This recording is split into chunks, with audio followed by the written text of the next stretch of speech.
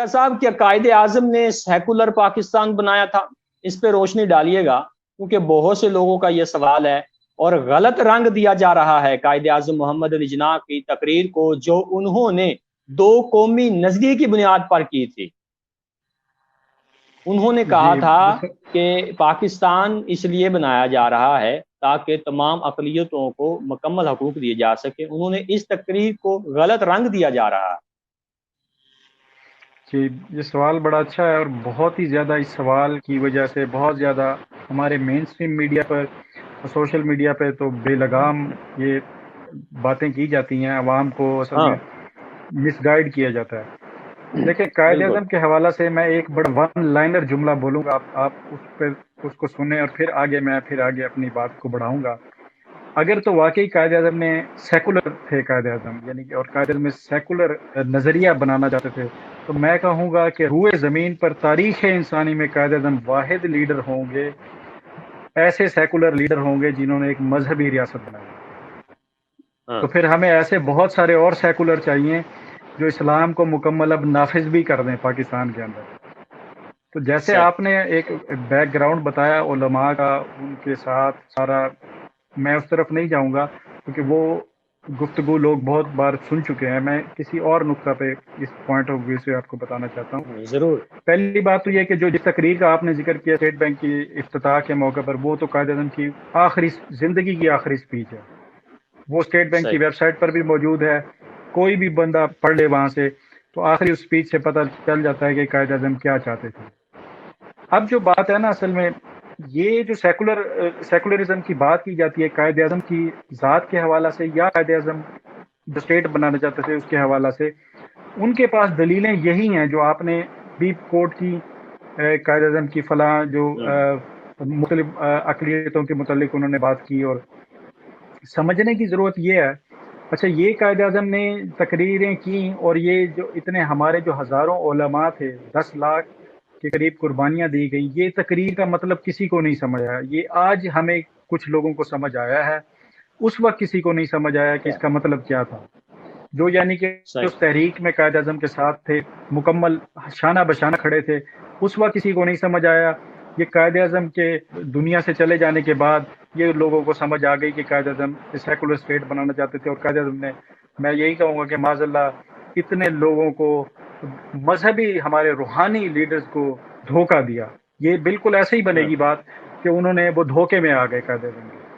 اب اگر ہم اس پوائنٹ آف ویو کو دیکھیں بھی صحیح، اگر کہ کیا قائد اعظم نے واقعی سیکولر پاکستان بنایا تھا، تو ایک بات میں یہاں پہ کہنا چاہوں گا یہاں پہ، کہ یہ یاد رکھیں کہ قائد اعظم ہمارے پولیٹیکل لیڈر ہیں، قائد اعظم ہمارے صحیح۔ ریلیجیس اور اسپرچول لیڈر نہیں ہیں، ٹھیک ہے۔ ہاں اس کے متعلق حضرت سیدنا صدیق اکبر رضی اللہ تعالیٰ عنہ نے ایک فارمولہ ہمیں دیا۔ جب آپ نے خلافت سنبھالی تو آپ نے دو ٹوک الفاظ میں یہ بات کہی کہ میری اطاعت اس وقت تک کرنا جب تک میں اللہ اور اس کے رسول کی اطاعت کروں گا، اور جب میں اللہ اور اللہ کے رسول کی اطاعت سے ہٹ جاؤں تو میری اطاعت تم پر واجب نہیں ہے۔ چھوڑ دیں۔ تو ہاں جب سیدنا صدیق اکبر کے متعلق ہمیں یہ قانون دیتی ہے شریعت، تو قائد اعظم تو ہمارے ویسے بھی اسپرچول اور روحانی لیڈر نہیں تھے، نہ ہی ہمارے ریلیجیس صحیح۔ لیڈر تھے۔ وہ فاؤنڈر آف نیشن ضرور ہیں، بابائے قوم ضرور ہیں، وہ ہمارے پولیٹیکل ہیڈ ضرور ہیں، اور انہی کی قیادت میں ہمارے ریلیجیس لیڈرز نے یہ پاکستان بنایا۔ مگر جب ہم نے پاکستان کا آئین لکھنا ہے، کہ اس کا سسٹم بنانا ہے، تو وہ ہمیں قرآن و حدیث کی پیروی کرنی ہوگی، قرآن و حدیث سے لینا ہوگا ہمیں آئین۔ یہ قائد اعظم کی تقریر میں بھی موجود ہے کہ ہمارا آئین قرآن ہوگا۔ تو شاہ صاحب کہنا میں یہ اگرچہ چاہتا وہ ہوں ایک پولیٹیکل لیڈر تھے، ہمارے مذہبی لیڈر تو تھے نہیں، لیکن انہوں نے کبھی کسی تقریر میں کوئی بھی ایسا نقطہ بیان نہیں کیا پاکستان کو بنانے کے حوالے سے یا پاکستان کے نظریے کے بارے میں جو اسلام اور حدیث سے باہر ہو۔ انہوں نے ہمیشہ اسلام قرآن کو ہی ایڈریس کیا ہے۔ جی دیکھیں، انہوں نے جو سب سے پہلا جو عملی کام کیا، پہلے تو سپیچز ہیں، جتنے بھی ہم کوٹ کرتے ہیں وہ سپیچز ہیں۔ عملی کام انہوں نے کیا کیا پاکستان بننے کے بعد؟ انہوں نے اسلامک ریکنسٹرکشن کا ڈپارٹمنٹ بنایا، جس کا مقصد یہ تھا کہ ایسا ایک آئین اور ایک ایسا سسٹم تیار کیا جائے جو بالکل قرآن اور حدیث کے عین مطابق ہو. یعنی اس سے ہمیں یہ پتہ چل رہا ہے کہ اگر کوئی قائد اعظم کی تقاریر کو مس کوٹ کرنا چاہ رہا ہے تو جو انہوں نے پریکٹیکلی جو عملی کام ریاست پاکستان میں کیا وہ تو مکمل اسلام کی حمایت میں کیا.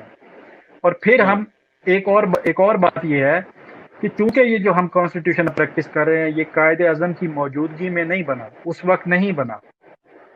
صحیح. یعنی اس وقت یا تو قائد اعظم نے ایک کانسٹیٹیوشن بنا دیا ہوتا اور وہ سیکولر اسٹیٹ کے تناظر میں ہوتا تو پھر یہ بات تھی. قائد اعظم نے جب کانسٹیٹیوشن بنایا ہی نہیں ہے, جبکہ ہم کانسٹیٹیوشن بنا چکے 1973 میں ہم کانسٹیٹیوشن بنا چکے, ہم اس میں اسلامی قانون سازی کر چکے, تو اب یعنی اب آپ پر, ہم پر, ہر شہری پر یہ فرض ہو گیا کہ اب قائد اعظم کے متعلق وہ باتیں نہیں کی جا سکتی کیونکہ یہ اگینسٹ لا ہو جائیں گی, ہمارے کانسٹیٹیوشن کے خلاف ہو جائیں گی. یعنی ہم یہ پروو کریں گے کہ ہم نے کانسٹیٹیوشن قائد اعظم کی ول کے خلاف بنا دیا. جب یہ کانسٹیٹیوشن بنا تو تب ہر چیز کی مشاورت ہوئی, یعنی وہی علماء, وہی جماعتیں اس میں شریک تھیں جو اس وقت قائد اعظم کے ساتھ بھی تھیں. تو جب ان کو قائد اعظم کا ویژن بہت کلیئر تھا, یعنی آپ نے اگر یہ ایشو اٹھانا تھا تو 1973 میں اٹھاتے. اب جب کہ قانون بن چکا, اب تو مزید ہم قانون سازی کی طرف جائیں گے اسلامی, جب یہ ساری چیزیں ہو چکی, اب یہ چیزیں کوشچن کرنا میرا خیال ہے کہ کانسٹیٹیوشن آف پاکستان کے خلاف بات کرنا ہے. دیکھیں جب ہم ایک چیز پریکٹس کر رہے ہیں تو اور ہم نے قانون سازی اس میں کر دیا, ہمارا جو کانسٹیٹیوشن ہے اس کا پریفیس کیا کہتا ہے؟ اس کا پریفیس یہ کہتا ہے, ہم تو پاکستان کی بات کر رہے ہیں, کانسٹیٹیوشن آف پاکستان کا پریفیس یہ کہتا ہے کہ پوری یونیورس میں اقتدار اعلیٰ صرف اللہ کا ہے, حاکمیت صرف اللہ کی ہے, اور ان دا لائٹ آف قرآن. ہم تو پاکستان کی باؤنڈری کی بات کریں, کانسٹیٹیوشن تو پورے دنیا کی بات کر رہا ہے. ہمارا کانسٹیٹیوشن جو کہتا ہے وہ پوری دنیا میں اقتدار صرف اللہ تعالیٰ کا ہے.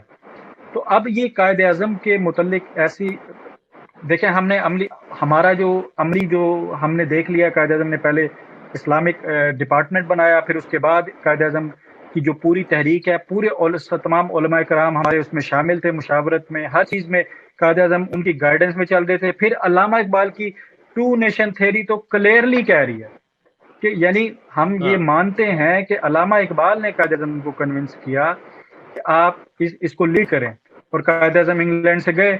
تو علامہ اقبال کی 2 نیشن تھیوری بھی قائد اعظم کو نہیں سمجھ آئی, مگر آج کچھ لوگوں کو سمجھ آ گئی, اور انہوں نے یعنی کہ قائد اعظم جب دنیا سے چلے گئے اب وہ اپنی وضاحتیں کر رہے ہیں. تو میرا یہ خیال ہے کہ یہ آئین پاکستان اور بابائے قوم قائد اعظم محمد علی جناح اور ان 10 لاکھ قربانیوں کے اور ان علماء و مشائخ کی تمام جد و جہد کو ایک قسم کا اس کے خلاف بات کرنے کے مترادف ہوگا, ان کی قربانیوں کو پر کوشچن کھڑا کرنے والی بات ہوگی.